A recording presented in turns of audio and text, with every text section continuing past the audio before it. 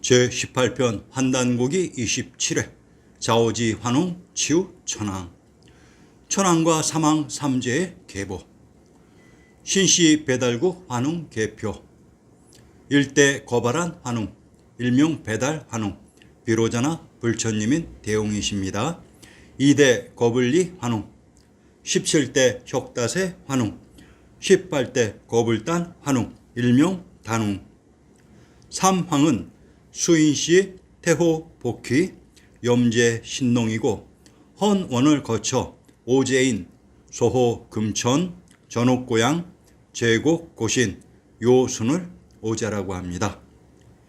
기원전 3897년경 비로자나 부처님이신 환웅천황의 신시개천 이후 비왕이신 사망의 도움 아래 중원 지역은 태평성세를 거듭하게 됩니다. 그러다가 제14대 자오지 환웅의 신 치우천황 시대 변고가 발생하게 됩니다. 황제 헌원의 등장. 환단고기에서 치우천황과 황제 헌원의 자료를 찾아보겠습니다. 삼성기.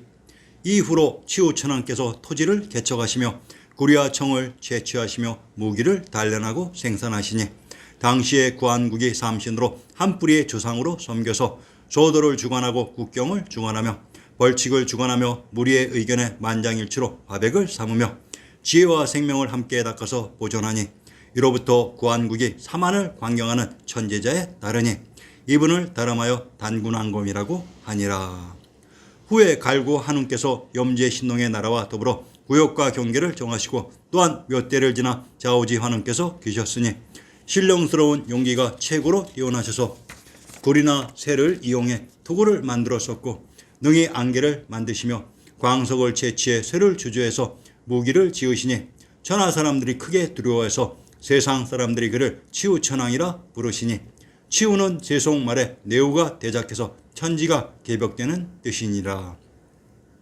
치우천황께서 염제 신농의 나라가 쇠약해지는 것을 보시고 웅대한 포부를 가지고서 서로부터 전병을 일으키시고 스스로 색도로 진격하여 회수와 태산 사이에 운과하시고 이에 제후 헌원이 봉기함에 직접 탕록에들로 달려가서 헌원을 사로잡아 신하로 삼으시고 후에 오장군을 파견하여 서쪽 고신을 쳐서 공을 세우시니라. 이에 세상이 셋으로 대치하여 탕록의 북쪽에 대우가 있었고 동해 창일이 있었으며 서해 헌원이 있어서 서로 군사로서 승리를 하고자 했지만 되지를 않았으리라. 처음에 헌원이 치우천황보다 늦게 봉기해서 매번 전투에서 불리했으니 대요에게 의지하고자 했지만 도와주지 않고 동쪽의 창일이 또한 도와주지 않으니 두 나라는 모두 치우천황의 제후였으니 대요는 일찍이 십간십이제수를 배웠고 창일은 부도의 문자를 전수받았으니 당시의 제후가 섬기지 아니함이 없었던 것은 또한 이것 때문이니라. 환웅시대의 천황이란 아리안 천하의 법왕이시며 헌원, 창힐, 대요, 신농은 천황님의 제후로서 치우천황께서 토지를 개척하시며 무기를 단련하고 생산하시니 당시의 구한국이 삼신으로 한 뿌리의 주상으로 섬겨서 소도를 주관하고 국경을 주관하며 벌칙을 주관하여 만장일치로 화백을 삼았다고 합니다. 아마도 천황님의 인가를 받은 비왕인 염제 신농의 체제가 쇠약해지는 것을 보시고 천황님이 우려스러워서 직접 개입하셨다고 밝히고 계시며 권력지향적인 헌원이 이에 불어나고 항명한 사건이 탕록대전으로 위대한 한민족 역사의 주류에서 역사를 분리해서 중국사와 반대서로 조작하고자 하는 시원으로 황제 헌원을 많이 이용하는 것 같습니다. 치우천황은 동두 철학인 구리로 만든 투구로 유명한데 이 시대 구리가 개별되었던 것으로 동시대에 에스파니아의 역사를 살펴보면 청동기인 구리 문명이 시작되었다고 합니다. 즉 중원에 발전된 문화가 보살부를 통해 서해 끝까지 전달되었던 것으로 이것이 바로 홍익인간 정신인 것입니다. 상기의 지명 중 색도, 회수, 태산, 대산의 지명을 밝히면 조작된 황제 헌원의 정체가 밝혀질 것입니다. 색도, 부도지에 나오는 부도가 천부도이고 천부이고 왕부의 신도인 것입니다. 그 시스템 내부에 들어온 사람에게는 신인과 대인이 되도록 도와주는 홍익인간 해주는 센터가 중국, 신주, 신도, 천도, 천축 전부인 것입니다. 이 센터가 스키타이 속세 하불입니다. 색도 샤카타는 왕부의 중심 관중 지역이었습니다. 회수, 회양 회주의 흐름물이 회수인 것은 지리의 기본 상식입니다.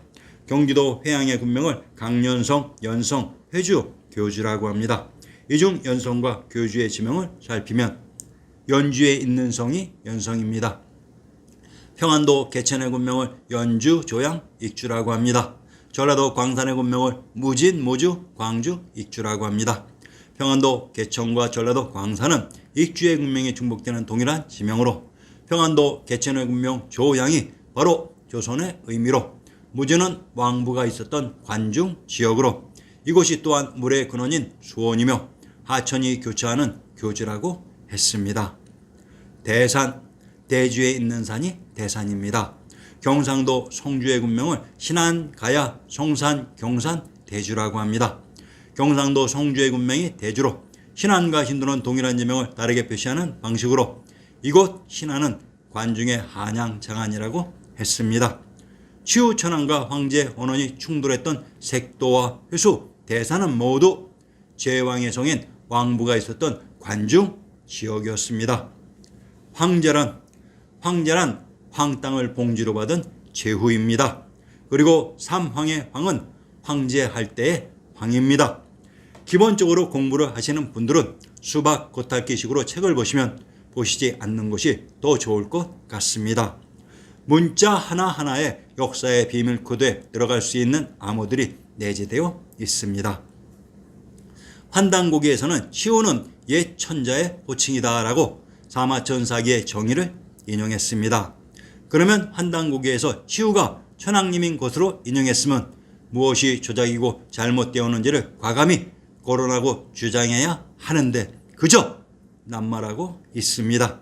천왕님이 과연 황제인 천자일까요?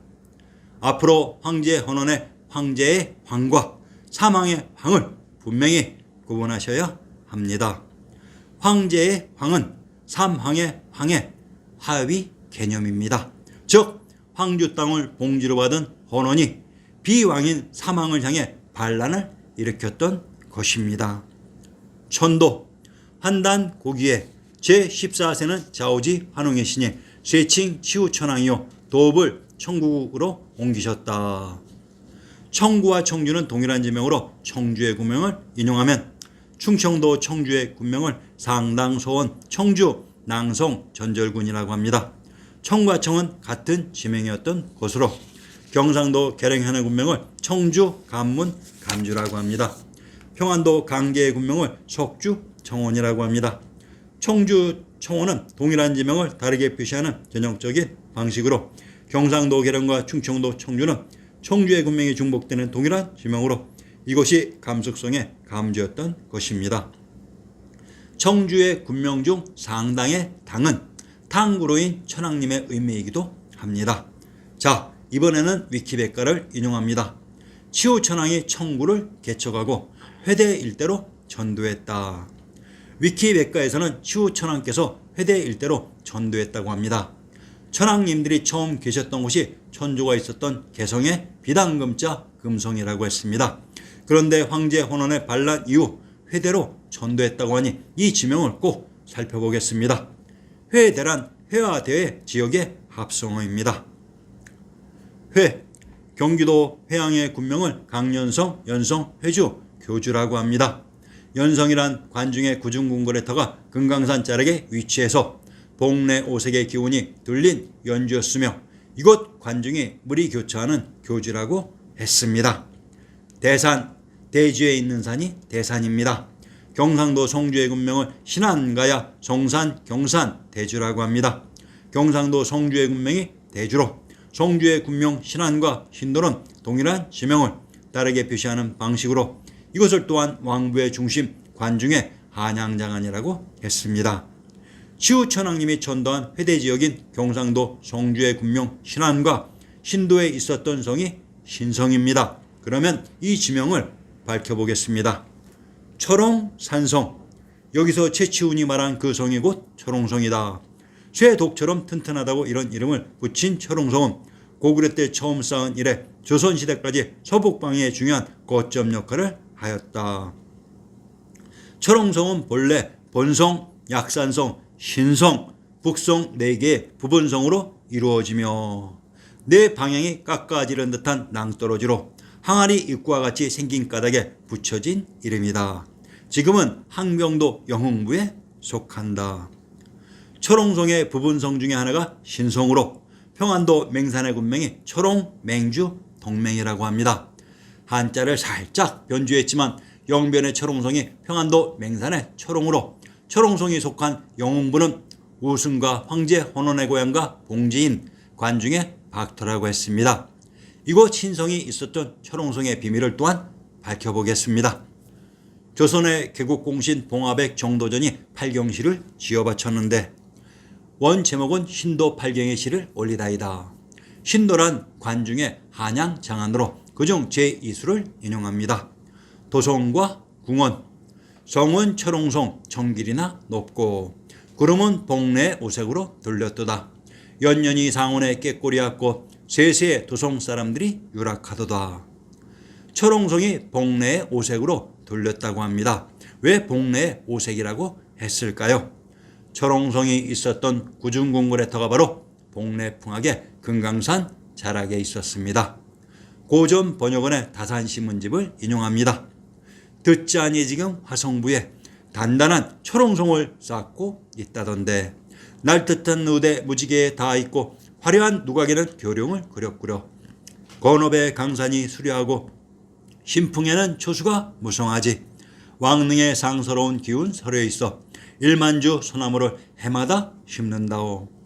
화성부의 철옹성 철성이란 바로 금성입니다. 쇠금은 세철이라고 했습니다. 장기 평안도 영변의 철옹성 철원상성에서 철옹성은 본래 본성, 약산성, 신성, 북성 4개의 부분성으로 이루어졌다고 했습니다. 그런데 치우천왕께서 천도한 해대에 있었던 성이 신성으로, 그러면 이 신성이 화성에 포함되었던 것으로, 화성은 진시황제의 아방궁, 조선의 경복궁을 포함 거의 모든 왕부의 궁실들이 모여 있었던 관중의 국내성이라고 했습니다. 아무래도 치우천왕께서 황주의 땅을 봉지로 받은 헌원의 반란 이후 난을 수습하시고 천주가 있었던 개경의 비당금자의 금성에서 지근거리 관중의 청구를 개척하시고 헌원이 봉지로 가지고 있었던 휴대인 관중의 한성인 국내성으로 전도했던 것입니다. 그러면 삼황을 이은 삼재가 있었던 곳에 비밀이 드러났습니다. 삼재는 천황님들이 계셨던 곳에 있었습니다. 천황님들이 신시계천의 무대 천주가 있었던 개경서울의 비당금자 금성에서 헌원이 봉지로 가지고 있었던 황주인 관중의 금성으로 전도했던 것입니다. 삼황과 삼재, 삼황과 삼재를 합쳐 황제라고 하며 이 황제를 천자라고 합니다. 이들 삼황과 삼재를 구분할 수 있겠습니까? 같은 점, 삼황과 삼재는 모두 재정일치의 시대 천황님이 정치에 대한 정사를 대리하셨던 천부인을 받은 비왕들이셨습니다. 즉 고유한 왕권을 행사한 것이 아닌 천황님의 대리인으로서의 왕권을 행사하셨습니다. 그래서 제후 헌원이 관중을 배경으로 반란을 일으켰을 때 천황님이 승병 선병의 인으로서 직접 굴복시켰던 것입니다. 삼황과 삼재는 모두 재정일치 시대에 천황님의 대리인인 비왕이셨습니다. 차이점, 삼황과 삼재가 계셨던 장소가 다르다는 것입니다. 삼황이 계셨던 황도는 제1대 환웅천황부터 제14대 치우천황까지 계셨던 비당금자의 금성인 개성에 있었습니다. 그리고 제14대 치우천황 시대 헌원의 반란을 진압한 이후 전도한 회대인 관중에 삼재들이 계시게 됩니다. 제왕의 성이 있었던 한양장안의 중심 관중이 바로 삼재가 계셨던 재경입니다. 삼재, 삼재인 소호금천 전옥고향 제곡고신이 계셨던 재경은 한양장안의 중심 관중지역이라고 했습니다. 이곳에 금성에 천황님이 계셨습니다. 한성부의 형승을 인용하면 북쪽으로 화산을 의지하고 남쪽으로 한강에 임하였다. 산하가 겹으로 둘러싸이고 사방으로 도로의 거리가 바르고 평균하다. 북악이 뒤에 솟았으니 궁전이 빛을 도하고 남봉이 앞에 높았는데 정곽이 사면으로 둘렀다. 범이 걸터앉고 용이 설었으니 금성첨부로다라고 했습니다. 화산의 남쪽 한강의 북쪽이 중국사 25사의 궁궐들이 있었던 박토라고 했습니다. 이곳에 금성첨부가 있었습니다. 금의 지명은 천왕님과도 관련이 있는데 이 금을 두 개의 한자로 나누는 이유는 비단금자의 금성은 신시계천의 무대 개경서울에 있었던 천조입니다. 그리고 세금자의 금성은 한양장안의 중심 관중에 있었던 제왕의 성이었습니다.